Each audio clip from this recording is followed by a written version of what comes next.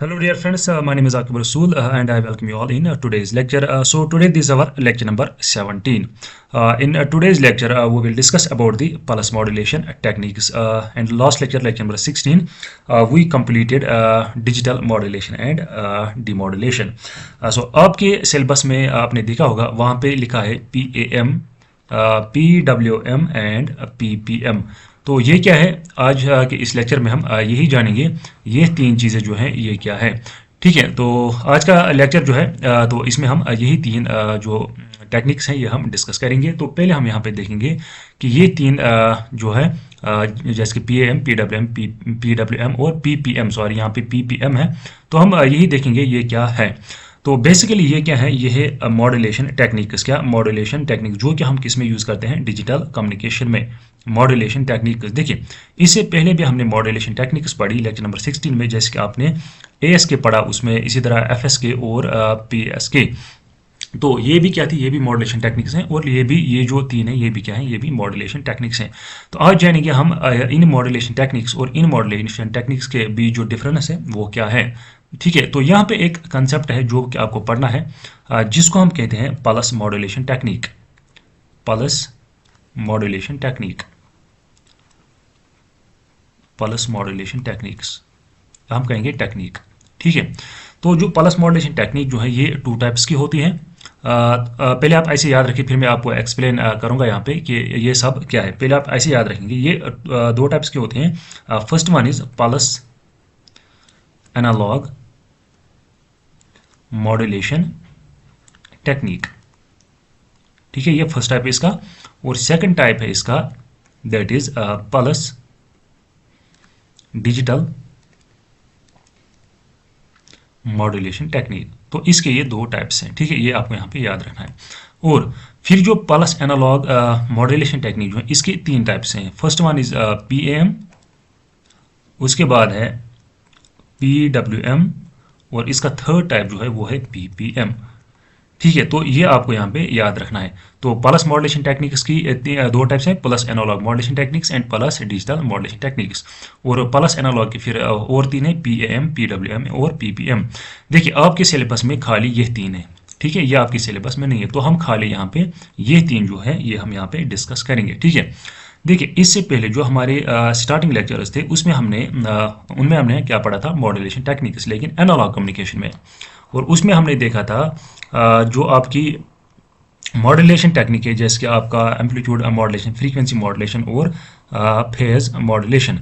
तो उन सारी टेक्निक्स में हमने पढ़ा था जो भी एनालॉग के टाइप्स हैं, मतलब जैसे एम्पलीट्यूड है या फ्रीक्वेंसी है, एनालॉग सॉरी ये है फेज मॉड्यूलेशन टेक्निक है। तो वो सारा हमने ऑलरेडी वहाँ पे पढ़ा है। लेकिन अगर आपने वहाँ पे देखा होगा हमारी क्या होती थी, वहाँ पे एक मैसेज सिग्नल और एक होती थी हमारी कैरियर सिग्नल।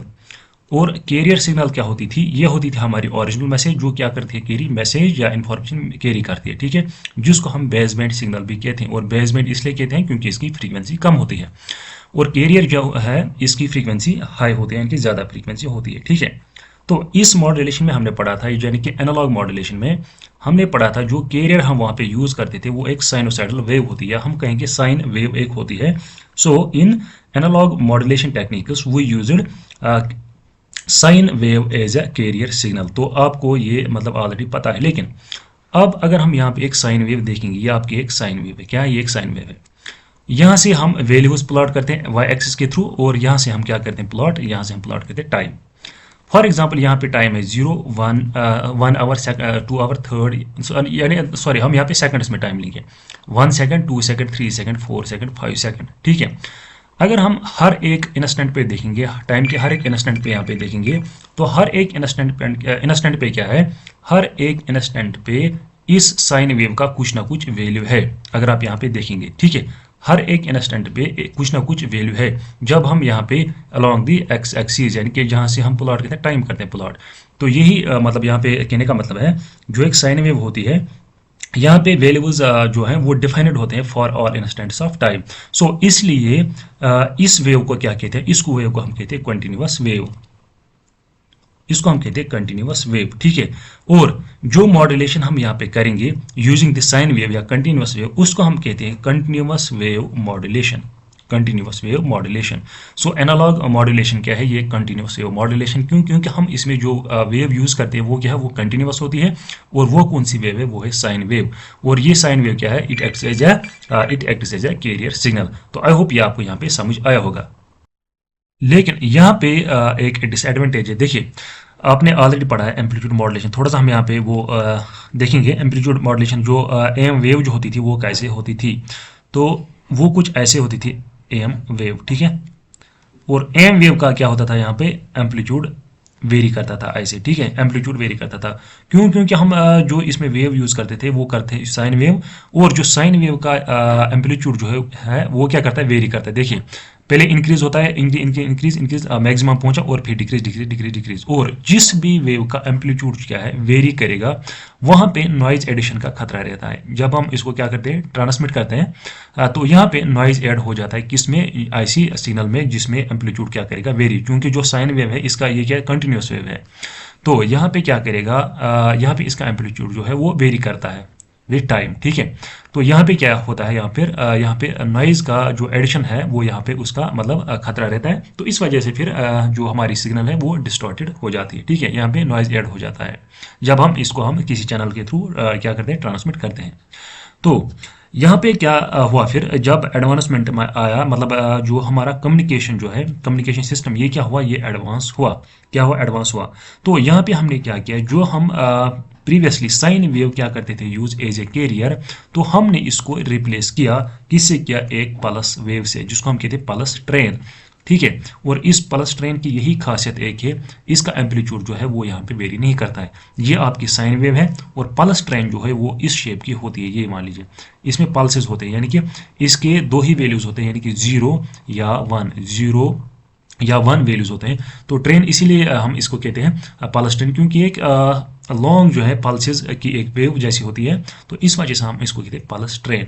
तो जो हमारा एडवांसमेंट आया किसमें, कम्युनिकेशन में, तब हमने कैरियर मतलब पल्स ट्रेन को यूज किया as a carrier instead of this sine wave, जिसमें क्या रहता है, नॉइज एडिशन का यहाँ पे खतरा रहता है, ठीक है। और जहाँ पे हम ये पल्स ट्रेन करेंगे यूज एज ए कैरियर, उस मॉड्यूलेशन को हम कहते हैं पल्स मॉड्यूलेशन टेक्निक, या हम कहेंगे पल्स मॉड्यूलेशन टेक्निक, ठीक है, पल्स मॉड्यूलेशन टेक्निक। तो ये आपको यहाँ पे याद रखना। तो आई होप ये आपको अभी समझ आया होगा कि पल्स मॉड्यूलेशन टेक्निक क्या है। सो पल्स मॉड्यूलेशन टेक्निक एक ऐसी टेक्निक है जिसमें हम पल्स ट्रेन को यूज करते एज ए कैरियर, ठीक है, क्या करते हैं, यूज एज ए कैरियर। सो जो हमारी ये पल्स ट्रेन है, क्या है, पल्स ट्रेन है, तो यहाँ पे इसके कुछ पैरामीटर्स हैं जो कि हम फिर चेंज करते हैं। जैसे इसका एम्पलीट्यूड हम चेंज कर सकते हैं, या इसका हम विड्थ चेंज कर सकते हैं। ये एक पल्स है, इसकी विड्थ ये हुई इसकी विड्थ, ठीक है। या हम इसका फेज भी चेंज कर सकते हैं। तो 3 चीज़ें हम इसकी चेंज कर सकते हैं। देखिए, जैसे हमारी कैरियर होती थी किसमें, एनालॉग मॉड्यूलेशन में, वहाँ पे हम जो हमारी कैरियर होती थी, इसका हम एम्पलीट्यूड चेंज करते थे, या फ्रीक्वेंसी या फेज। तो इसी पे फिर बनते थे फिर 3 types of modulation, amplitude modulation, frequency और फेज मॉड्यूलेशन। और किसका हम ये चेंज करते हैं, मेसी सिग्नल का नहीं करते हैं, बल्कि हम कैरियर का ही चेंज करते हैं। इसी तरह यहाँ पे हम पल्स ट्रेन को एज ए कैरियर यहाँ पे यूज करते हैं। तो यहाँ पे हम इसी पल्स ट्रेन का, या हम इसका एम्पलीट्यूड वेरी करेंगे, या हम इसकी विड्थ चेंज करेंगे, या हम इसका फेज यहाँ पे क्या करेंगे, चेंज करेंगे, ठीक है। सॉरी, फेज नहीं, पोजीशन हम यहाँ पे चेंज करेंगे, पी यानी कि पोजीशन, यानी कि वेव की जो है पोजीशन हम यहाँ पे चेंज कर सकते हैं। तो इस वजह से जो पी है, फिर से रिपीट कर रहा हूँ, मतलब यहाँ पे मिस्टेक हुई, मतलब बोलने में, P is phase, sorry, P is position, P is position, P यहाँ पे फेज नहीं है। तो ये भी आपको यहाँ पे याद रखना, इस चीज़ का ध्यान रखें।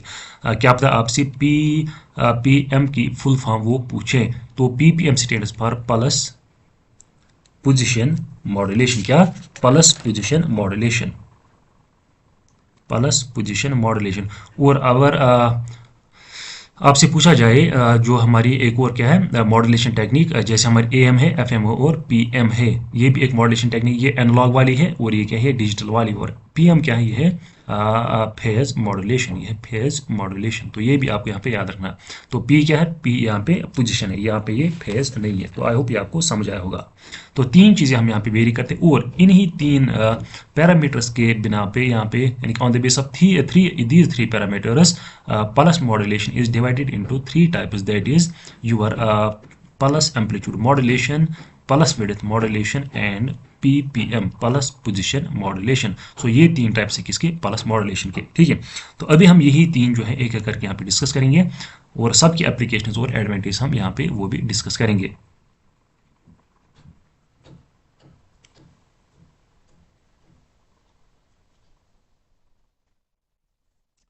देखिए, अगर हम आप यहाँ पे देखेंगे तो हमारे पास 2 टाइप्स ऑफ मॉड्यूलेशन, एक है कंटिन्यूअस वेव मॉड्यूलेशन जिसको हम एनालॉग मॉड्यूलेशन भी करते हैं कहते हैं। इसके 3 टाइप्स है, AM, FM और PM, ठीक है। तो यहाँ पे अगर हम देखेंगे यहाँ पे क्या होता था कंटिन्यूस वेव मॉड्यूलेशन में, जो हमारी बेस बैंड सिग्नल होती थी यानी कि message signal, base band signal यानी कि लो फ्रीक्वेंसी सिग्नल जो है होती है, इसको हम करते थे कन्वर्ट किसमें, pass band signal. Pass band signal means high frequency signal, क्या करते इसमें कन्वर्ट करते थे। और इस वजह से फिर क्या लॉन्ग डिस्टेंसेस ट्रेवल करने के लिए, लॉन्ग डिस्टेंस ट्रेवल करने के लिए हमें हेल्पफुल रहता था ये मॉड्यूलेशन, चाहे एम्पलीट्यूड मॉड्यूलेशन हो या फ्रीक्वेंसी हो या कौन सी मॉड्यूलेशन, फेज मॉड्यूलेशन हो।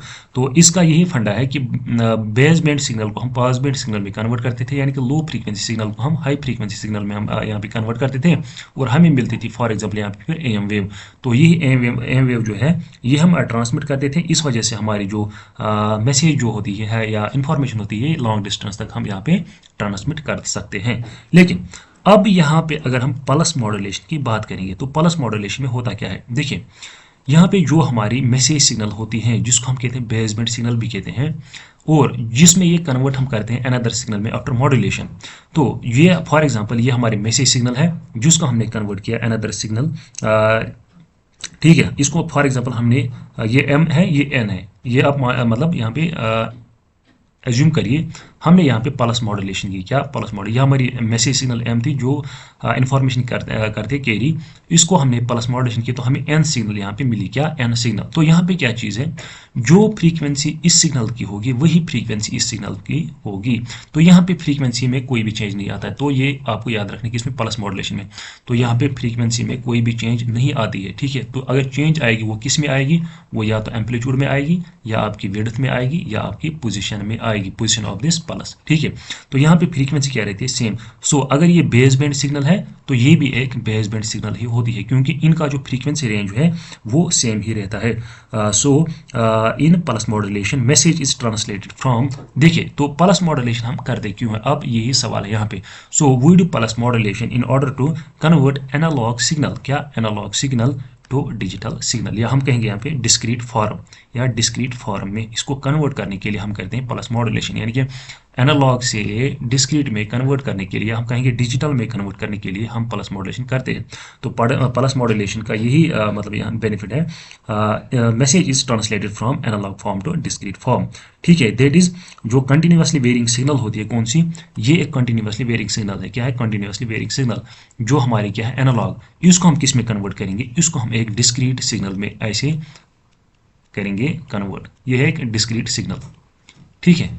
यानी कि ये डिस्क्रीट सिग्नल में क्या है, उस इसमें क्या फ़र्क है, इस जो कंटिन्यूस सिग्नल होती है जो एनालॉग होती है, यहाँ पे हर एक इंस्टेंट पे क्या होता है, इस सिग्नल का वैल्यू होता है, तो हर एक टाइम पे इसका कुछ ना कुछ वैल्यू होता है। लेकिन यहाँ पे जो है फॉर एग्जांपल 0 सेकंड 1 2 3 4 5, तो 0 सेकंड पे इसका वैल्यू है 1 पे है 2 3 और 4 पे यहाँ पे वैल्यू है इस सिग्नल का।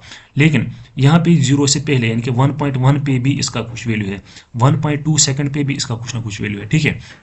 तो यहाँ पे हर एक इंस्टेंट पे क्या है, इस सिग्नल का कुछ ना कुछ वैल्यू है, लेकिन यहाँ पे कुछ डिस्क्रीट टाइम इंटरवल जो होते हैं उन्हीं पे इस सिग्नल का वैल्यू होता है। तो हमने एक कंटिन्यूस वेव वेव को या एनालॉग वेव को हमने कन्वर्ट किया डिस्क्रीट फॉर्म में। तो ये है किसका काम, ये है पल्स मॉड्यूलेशन। तो फिर हम यहाँ पे डिफरेंट मॉड्यूलेशन टेक्निक्स हैं वो भी हम आगे देखेंगे, ठीक है।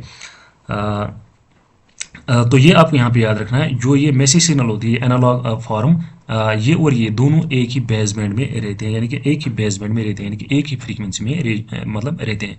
हमने पहले पढ़ा था मॉड्यूलेशन में, मॉड्यूलेशन को हम कहते हैं फ्रीक्वेंसी ट्रांसलेशन भी, तब आपने मतलब आपको ये हमने बताया था। लेकिन यहाँ पे ये डिफरेंट है, यहाँ पे फ्रीक्वेंसी ट्रांसलेशन नहीं होता है। So here modulation is not frequency translation, तो ये आपको यहाँ पे याद रखना है, ठीक है।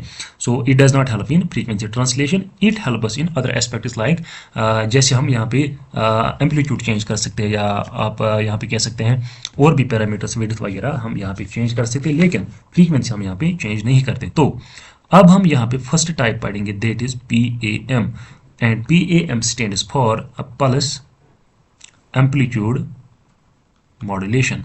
तो यहाँ पे हम क्या करते हैं, यहाँ पे हम पल्स, जो हमारी पल्स ट्रेन होती है, इसका एम्पलीट्यूड हम क्या करेंगे, वेरी करेंगे, यानी कि पल्स एम्पलीट्यूड मॉड्यूलेशन, इसका हम पल्स का एम्पलीट्यूड यहाँ पे चेंज करेंगे। तो इस वजह से हम इसको कहते हैं पल्स एम्पलीट्यूड मॉड्यूलेशन। देखिए हम यहाँ पे इसकी डायग्राम मतलब ग्राफ देखेंगे। यहाँ पे ये मान लीजिए ये है वाई एक्सिस और ये है एक्स एक्सिस। देखिए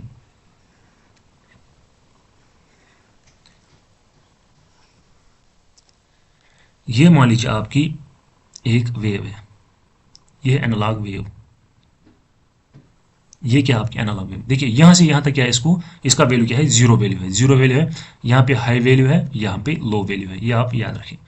इसके बाद एक और सिग्नल है हमारी, जिसको हम कहेंगे पल्स ट्रेन, जो हम यूज करेंगे एज ए कैरियर। ये मेरी ड्राइंग यहाँ पे खराब हो सकती है, लेकिन आपको समझाने के लिए आप बस समझना कि कहने का मतलब क्या है। ठीक है, ये आपकी पल्स ट्रेन है, ये क्या है, ये आपकी मैसेज सिग्नल है, ये आपकी पल्स ट्रेन है। ठीक है, तो फाइनली हमें मिलेगी यहाँ पे कौन सी, P A M, pulse amplitude signal. देखिए यहाँ पे क्या है, जो एक चीज़ यहाँ पे समझाता हूँ जी। देखिए जो ये पल्स ट्रेन है, इसका हम क्या यहाँ पे चेंज करेंगे, एम्पलीट्यूड हमें चेंज करना है। ठीक है, वही है पल्स एम्पलीट्यूड मॉड्यूलेशन। लेकिन ये जो पल्स का एम्पलीट्यूड है, ये चेंज होगा in accordance with this message signal, यानी कि ये डिसाइड करेगा कि इसमें क्या क्या चेंज आएगी, कहाँ पे आएगी, कैसे आएगी। ठीक है, तो ये एक कंट्रोलिंग सिग्नल है, कौन सी, मैसेज सिग्नल, जैसे हमने एम्पलीट्यूड मॉड्यूलेशन में पढ़ा था एनालॉग एफएम वगैरह में। तो amplitude of this pulse train changes in accordance with this message signal, ये आपको याद रखना है। देखिए अब यहाँ पे 3 पॉइंट्स मैं आपको बताऊंगा, जहाँ पे इस मैसेज सिग्नल का वैल्यू होगा बराबर 0 के बराबर, तब ये पल्स ट्रेन में जो चेंज होगी, नो चेंज। तो नो चेंज इन एम्पलीट्यूड, ये आपको यहाँ पे याद रखना है, नो चेंज इन एम्पलीट्यूड। और इसके बाद जब यहाँ पे इसका वैल्यू क्या होगा, पॉजिटिव, ये क्या है, ये पॉजिटिव वैल्यू यहाँ पे, और जब m का वैल्यू होगा पॉजिटिव, तब क्या होगा, जो एम्पलीट्यूड जो है वो इंक्रीज हो जाएगा, क्या हो जाएगा, इंक्रीज हो जाएगा। ठीक है, वो यहाँ पे इंक्रीज हो जाएगा। और जब यहाँ पे डिक्रीज हो जाएगा, क्या, इसका वैल्यू यहाँ पे ऐसे डिक्रीज हो जाएगा। देखिए पहले क्या हो रहा है, पहले इंक्रीज हो रहा है यहाँ तक, इस हाफ तक, और इस हाफ से फिर डिक्रीज हो जाता है। तो अगर नेगेटिव साइकिल में भी देखेंगे तो रिवर्स में हो जाता है, पहले इंक्रीज फिर रिवर्स में हो जाता है फिर डिक्रीज। यानी कि अगर जीरो वैल्यू है यहाँ पे, इस हर एक लाइन पे इसका वैल्यू क्या है, जीरो, ये जीरो है। और ये क्या है, ये है मैक्सिमम वैल्यू यहाँ पे। तो यहाँ पे क्या है, मैक्सिमम, और पहले यहाँ से यहाँ तक, यानी कि पॉइंट ओ से पॉइंट ए तक इसका क्या वैल्यू है, जीरो, और यहाँ से फिर इंक्रीज हो जाता है, फिर दोबारा यहाँ से डिक्रीज हो जाता है। लेकिन ये भी है क्या, ये भी है मैक्सिमम, लेकिन माइनस मैक्सिमम, नेगेटिव डायरेक्शन में। तो यहाँ पे पहले डिक्रीज डिक्रीज डिक्रीज यहाँ तक, यहाँ पे माइनस मैक्सिमम तक, फिर इंक्रीज हो जाता है। और जब ये इंक्रीज हो जाएगा पॉजिटिव, मतलब जब m का वैल्यू इंक्रीज हो जाएगा, तब एम्पलीट्यूड हो जाएगा इंक्रीज। और जब m का वैल्यू क्या हो जाएगा, डिक्रीज हो जाएगा, तब एम्पलीट्यूड जो है, एम्पलीट्यूड भी यहाँ पे डिक्रीज हो जाएगा। देखिए यहाँ पे हम समझते हैं कैसे। देखिए यहाँ तक जो है, यहाँ तक ये जीरो है, तो यहाँ तक ये पहले क्या आएगी, फ्लैट लाइन आएगी। तो यहाँ पे जो हमारा जो सिग्नल आएगी वो ऐसी फ्लैट आएगी। इसके बाद क्या होगा, देखिए अगर हम यहाँ पे अपनी ओरिजिनल सिग्नल देखेंगे, ओरिजिनल सिग्नल कैसी है, ओरिजिनल सिग्नल ऐसी है, ये क्या हमारी ओरिजिनल सिग्नल। देखिए अब जो ये प्लस ट्रेन में इसकी शेप कैसे आएगी, इसकी शेप बन जाएगी ऐसे।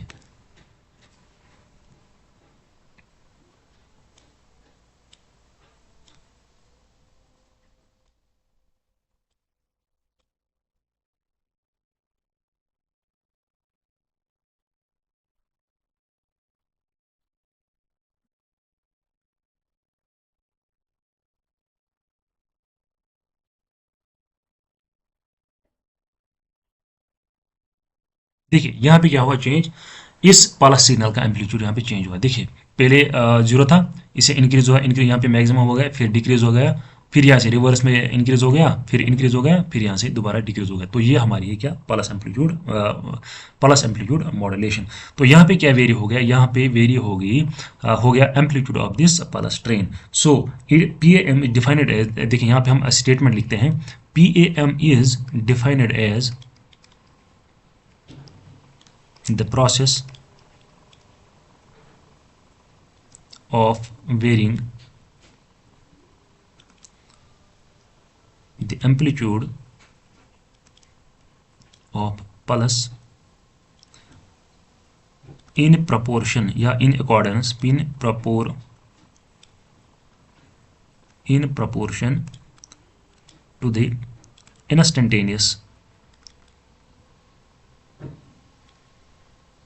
Instantaneous values of message signal. तो ये आपको यहाँ पे डेफिनेशन इसकी याद रखनी है, ठीक है। तो एम्पलीट्यूड ऑफ PAM जो है that follows the message signal and hints the name PAM। तो जो इसका एम्पलीट्यूड जो है किसका, इसका ये फॉलो किसको करता है, इस मैसेज सिग्नल को यहाँ पे फॉलो करता है। ये इंक्रीज हो जाती है तो इंक्रीज हो जाएगा एम्पलीट्यूड भी इसका, इस मैसेज सिग्नल प्लस ट्रेन का। तो इसका जो एम्पलीट्यूड जो है ये डिक्रीज हो जाएगा तो इसका भी ये डिक्रीज हो जाएगा। लेकिन देखिए अब अगर आप यहाँ पे देखेंगे यहाँ पे भी क्या है, यहाँ पे भी एम्पलीट्यूड वेरी होता है तो यहाँ पे नॉइज का खतरा रहता है, यहाँ पे भी थोड़ा सा। तो यहाँ पे नॉइज ऐड होने का यहाँ पे क्या रहता है, खतरा है। तो ये एक डिसएडवांटेज है इसकी, ठीक है। So here PM wave retains the same frequency as that of message signal. देखिए जो मैसेज सिग्नल की फ्रीक्वेंसी, इसकी फ्रीक्वेंसी सेम फ्रीक्वेंसी इसकी भी है। देखिए जो एक साइकिल है यहाँ से यहाँ तक, ठीक है, वही एक साइकिल है यहाँ से यहाँ तक, इतने टाइम में। तो यहाँ पे क्या है, फ्रीक्वेंसी जो है वो सेम रहती है, फ्रीक्वेंसी यहाँ पे चेंज नहीं होती। किस किसकी, मैसेज सिग्नल। और देखिए ये हमारी ओरिजिनल सिग्नल है, ये क्या हमारी नेक्स्ट सिग्नल है, यानी कि जो हमें आउटपुट मिला। तो इसका और इसका फ्रीक्वेंसी क्या है वो यहाँ पे सेम है, वो यहाँ पे चेंज नहीं होगी। So this is the difference between AM wave and pulse wave. जो हमारी एम्पलीट्यूड मॉड्यूलेशन जो होती है वहाँ पे क्या होता था, वहाँ पे एम्पलीट्यूड मॉड्यूलेशन का यहाँ पे फ्रीक्वेंसी इंक्रीज हो जाता था, अगर आपको याद है। लेकिन यहाँ पे क्या है, यहाँ पे फ्रीक्वेंसी यहाँ पे मतलब क्या रहती है, सेम रहती है। और इस वजह से जब यहाँ पे फ्रीक्वेंसी यहाँ पे इंक्रीज नहीं होगी तो ये भी एक मतलब क्या है, ये यूजफुल नहीं है फिर कम्युनिकेशन के लिए। क्यों, क्योंकि जब इसकी फ्रीक्वेंसी कम होगी तो ये लॉन्ग डिस्टेंस यहाँ पे ट्रेवल नहीं कर पाएगी। तो ये आपको यहाँ पे याद रखना है, ठीक है। तो आई होप ये आपको PM समझ आए होगी। तो इसके बाद है next type, that is PWM। PWM is pulse width modulation। PWM and PWM stands for pulse। देखिए फुल फॉर्म भी ये भी पूछ सकते हैं वो, ठीक है, पल्स विड्थ मॉड्यूलेशन। तो यहाँ पे क्या होता है, देखिए हम सीधे डेफिनेशन पे आते हैं। It is the process of varying width of the pulse train, या हम कहेंगे सीधे pulse wave, in proportion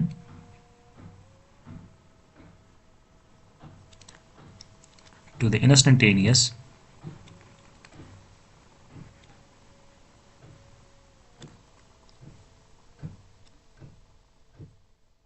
variations of message signal.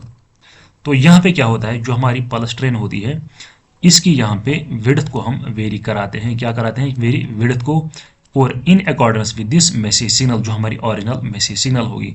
तो यही डिसाइड करती है कैसी इसकी जो विड्थ है कैसी चेंज हो जाएगी, ठीक है। तो यहाँ पे एक काम करेंगे हम, यहाँ पे फॉर एग्जाम्पल हम एज्यूम करते हैं let delta be the width of pulse, delta be the width of pulse. ये आपको यहाँ पे याद रखना। फॉर एग्जाम्पल ये हमारी पल्स है और विड्थ क्या होती है, इसको बोलते हैं विड्थ। ये नीचे वाली ये जो है इसको विड्थ नहीं कहते, इसको हम बोलते हैं स्पेसिंग। क्या बोलते हैं, इसको बोलते हैं स्पेसिंग, यानी कि दो पल्सेस के बीच में स्पेसिंग कितनी है। और ये क्या होती है, ये होती है विड्थ आपकी, ठीक है, ये है विड्थ ऑफ सिग्नल।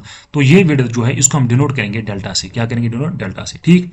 तो जो PWM सिग्नल हमें मिलेगी वहां पे जो है विड्थ जो है it is directly proportional to the volt variation of this VM। Sorry, ये है मैसेज सिग्नल, ये क्या है VM, ये आपकी मैसेज सिग्नल। VM क्या है, VM is your message signal. So width of this pulse जो है वो है directly proportional to this VM। VM is the message signal, original signal, यानी कि मैसेज सिग्नल के डायरेक्टली प्रोपोर्शन में है। क्यों, क्योंकि यही डिसाइड करती है कि विड्थ में कैसी क्या वेरिएशन आएगी। देखिए हम सीधे पहले यहाँ पे देखेंगे डायग्राम के थ्रू, यानी हम वेव्स के थ्रू यहाँ पे समझेंगे। सेम एग्जांपल लेंगे हम, एक वेव लेंगे, ये मान लीजिए ये एक वेव है। क्या है, ये एक वेव है, ये वेव है, और ये क्या है, ये एक पल्स ट्रेन है।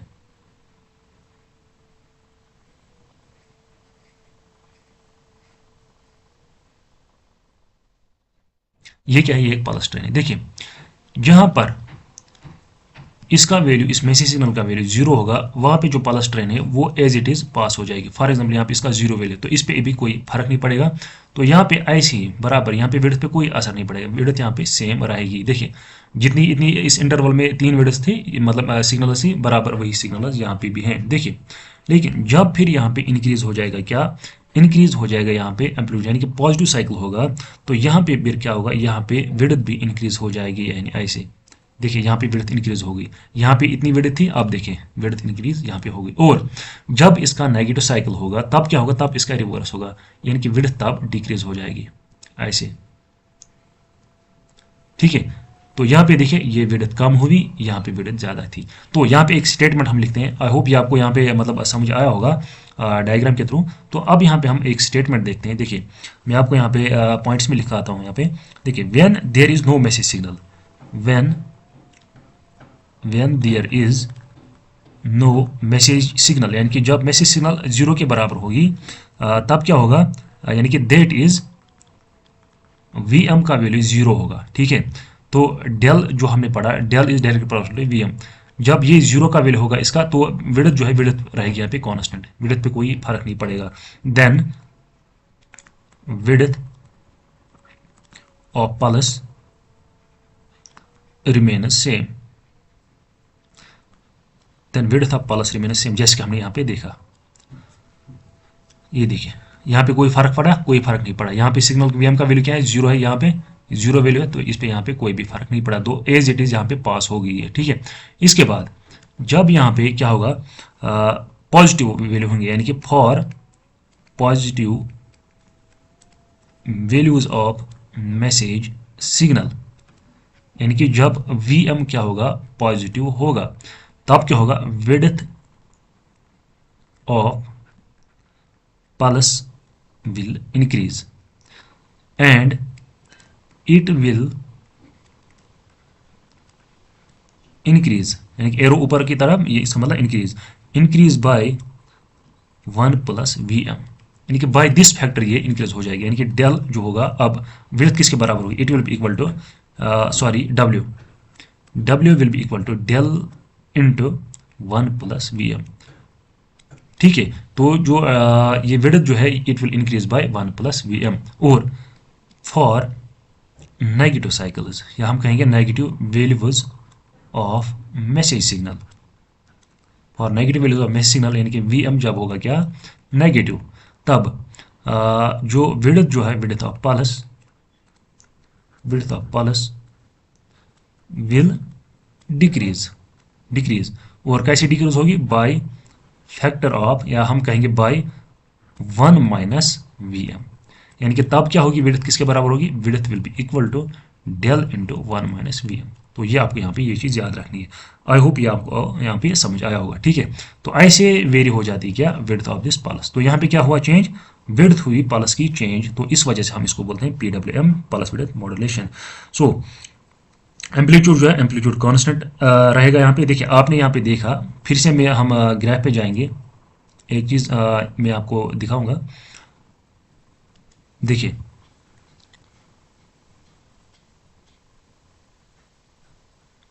जो ये हमारे PWM है, PWM का एम्पलीट्यूड क्या है, वो सेम है, वो कहीं पे चेंज हुआ नहीं हुआ। तो यहाँ पे एम्पलीट्यूड जो है, एम्पलीट्यूड यहाँ पे कांस्टेंट रहता है।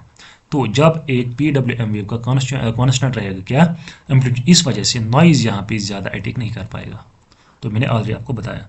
सो it is more resistant to noise than PAM। So अगर हम नॉइज की बात करेंगे, PAM का नॉइज यहाँ पे ज़्यादा रहता है और PWM का नॉइज यहाँ पे कम रहता है। तो ये आपको यहाँ पे ये पॉइंट याद रखना है, ठीक है। ये इंपॉर्टेंट पॉइंट है। नॉइज जो है वो PM में ज़्यादा होता है, यहाँ पे PWM में जो है वो यहाँ पे ज़्यादा अटैक नहीं करता। So it is more robust to noise than PAM। कौन सी, PWM। तो यहाँ पे हम लिखेंगे ये point,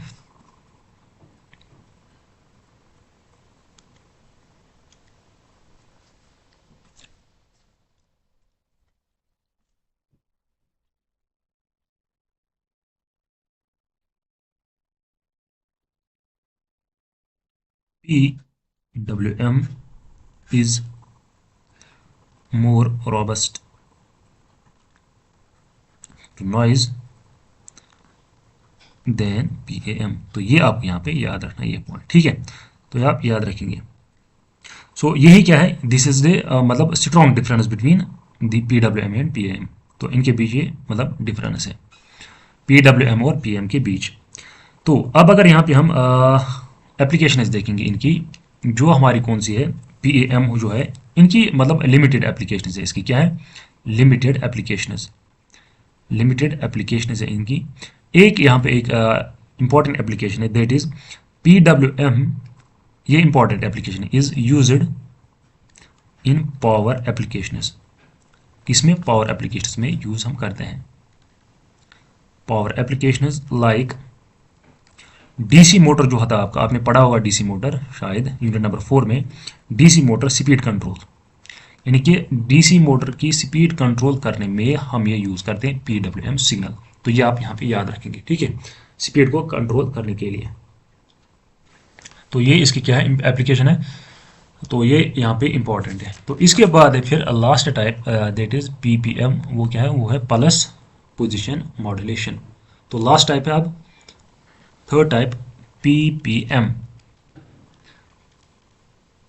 pulse position modulation. PPM pulse position modulation. तो यहाँ पे क्या हम करते हैं वेरी, यहाँ पे हम वेरी करते हैं position of pulse, position of pulse in with respect to, हम लिखेंगे with respect to the instantaneous variations of message। तो ये आपको यहाँ पे याद रखना है, instantaneous variations of message। तो यहाँ पे जो है TP मान लीजिए आपका क्या है, ये है मतलब देखिए यहाँ पे एक चीज़ आपको याद रखना है, टाइमिंग और पोजीशन जो है ये मतलब सेम ही होता है यहाँ पे, टाइमिंग और पोजीशन। तो यहाँ पे जो टाइमिंग जो है it is directly proportional to VM, या position of the pulse that is directly proportional to VM। तो VM पे ये डिपेंड रहता है। देखिए अब अगर यहाँ पे हम पहले देखेंगे एक ग्राफ के थ्रू हम पे देखेंगे, अगेन हम एक ग्राफ यहाँ पे बनाएंगे। ये मान लीजिए आपकी मैसेज सिग्नल है, ये आपकी यहाँ पे क्या है, पल्स ट्रेन है।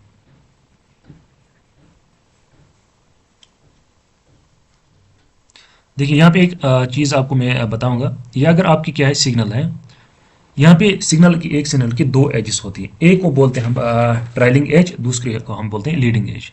ये जो है ये ऊपर की तरफ जा रही है, क्या जा रही है, ऊपर की तरफ, तो इसको हम कहते हैं लीडिंग एज ऑफ सिग्नल या पल्स, ठीक है। या हम इसको कहेंगे राइजिंग एज भी, राइजिंग एज, या हम इसको कहेंगे पॉजिटिव एज भी हम इसको कह सकते हैं। और ये वाली जो है, ये वाली एज, ये क्या जा रही है, नीचे की तरफ जा रही है, तो इसको हम कहते हैं ट्रेलिंग एज, या हम इसको कहेंगे नेगेटिव एज, या हम इसको कहेंगे फॉलिंग एज। तो एक पल्स में क्या होती है, दो एजेस होती है, एक होती है लीडिंग एज और दूसरी होती है ट्रेलिंग एज।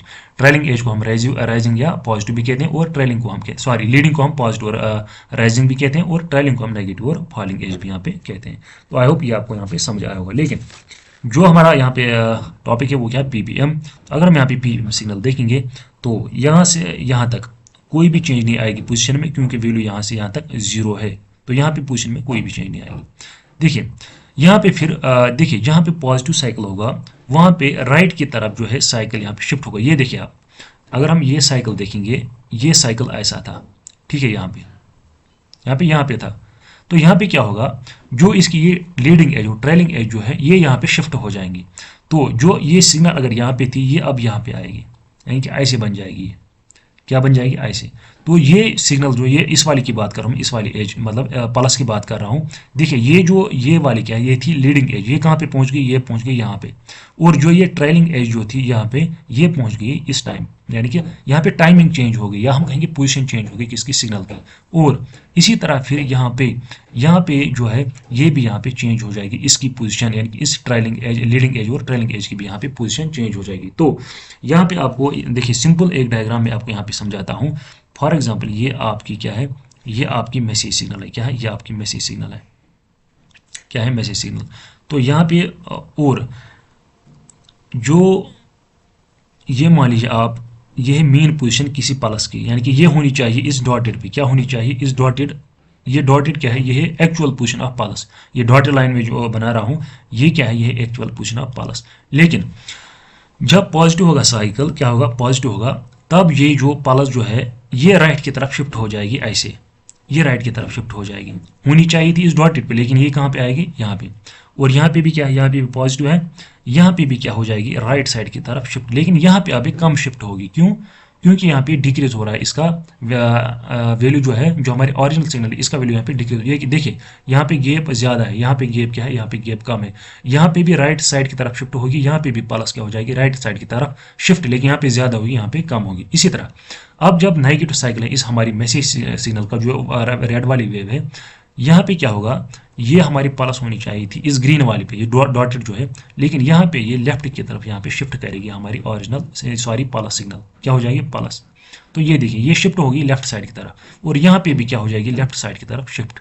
तो ये आपको यहाँ पे याद रखना है, जब पॉजिटिव साइकिल होगा इस मैसेज सिग्नल का, तब जो हमारी पल्स जो है ये राइट साइड की तरफ शिफ्ट हो जाएगी, और जब नेगेटिव साइकिल आएगा तब ये लेफ्ट साइड की तरफ शिफ्ट करेगी। कौन सी, ये पल्स। तो यहाँ पे पल्स की जो है पोजीशन यहाँ पे चेंज होगी, क्या होगी, पल्स होगी चेंज, पल्स की पोजीशन जो है वो चेंज हो गई। और वो कौन डिफाइन करता है, वो ये मैसेज सिग्नल डिफाइन करती है कि राइट शिफ्ट होगा या लेफ्ट शिफ्ट होगा। जब पॉजिटिव साइकिल होगा तब राइट शिफ्ट होगा इसका, और जब नेगेटिव साइकिल होगा तब यहाँ पे लेफ्ट शिफ्ट होगा। तो आई होप ये आपको यहाँ पे समझ आया होगा। तो ये क्या है, पल्स पोजिशन मॉड्यूलेशन। तो यहाँ पे हम कुछ यही जो हमने यहाँ पे समझा, ये हम पॉइंट्स में लिखेंगे। अब देखिए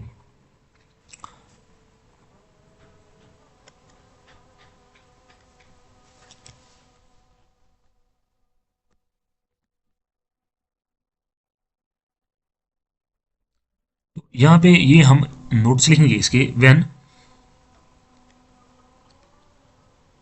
there is no message signal, यानी कि जब मैसेज सिग्नल किसके बराबर होगा, यानी कि वी एम जब होगा 0 के बराबर, द पोजिशन ऑफ लीडिंग या ट्रेलिंग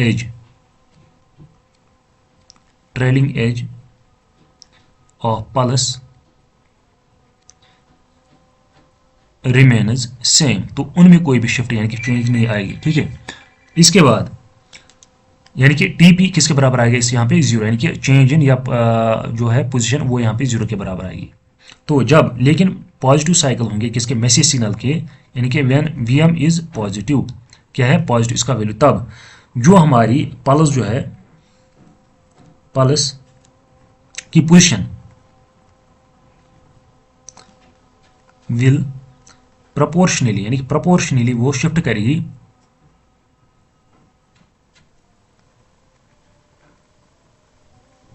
प्रोपोर्शनली शिफ्ट्स राइट, तो राइट की तरफ शिफ्ट होगी by T P is equal to F times V M. और जब नेगेटिव साइकिल होगा किसका, मैसेज सिग्नल का, यानी कि जब वी एम इज नेगेटिव, क्या है, negative, the position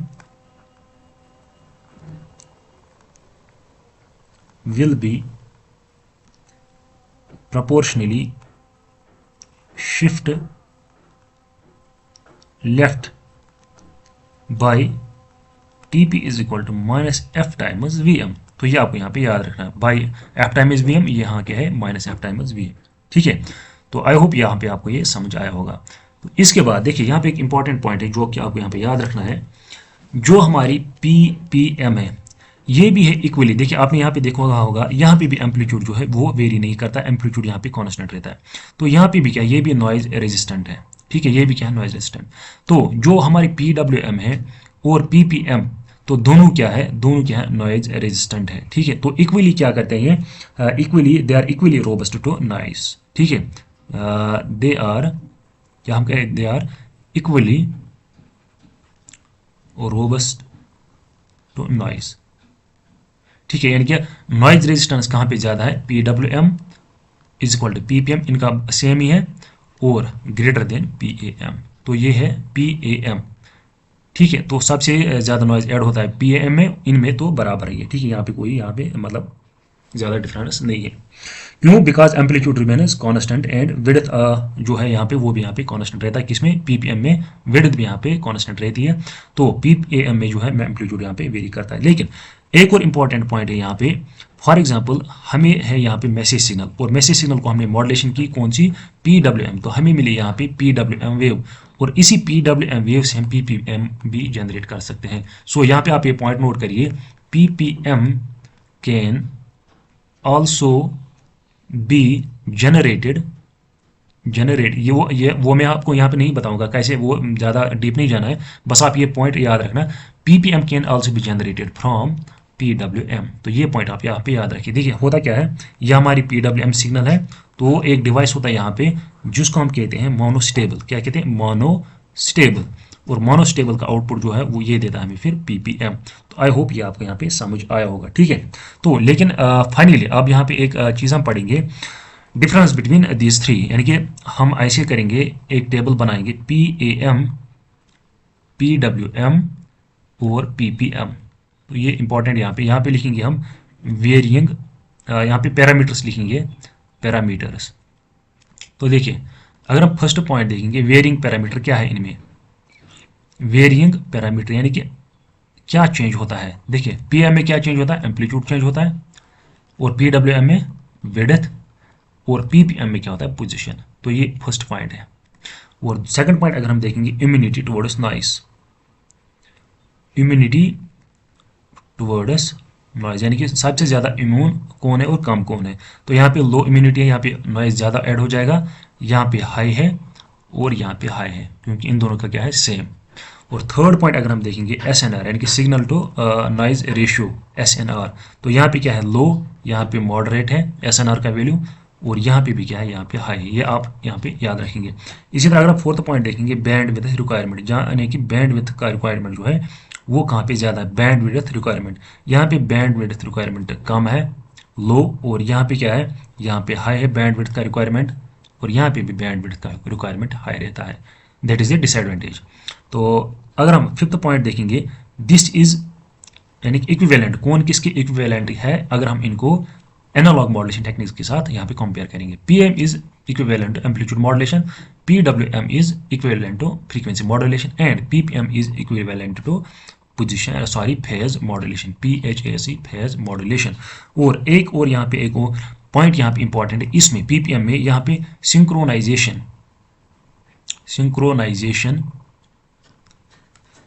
is required between transmitter and receiver. तो ये यहाँ पे एक ये डिसएडवांटेज है इसकी। तो अगर यहाँ पे सिंक्रोनाइजेशन नहीं होगी तो यहाँ पे ये जो है PPM जो है यहाँ पे फेल होगी, ठीक है। तो यहाँ पे इन दोनों में रिक्वायर्ड नहीं है। तो लेकिन जो हमारे PPM है, यह synchronization is required between transmitter and receiver. तो ये थे कुछ डिफरेंसेस बिटवीन दीज थ्री। तो आई होप ये आपको यहाँ पे समझ आया होगा। देखिए यहाँ पे हमारा PPM और PWM और PAM जो है कंप्लीट हो गया।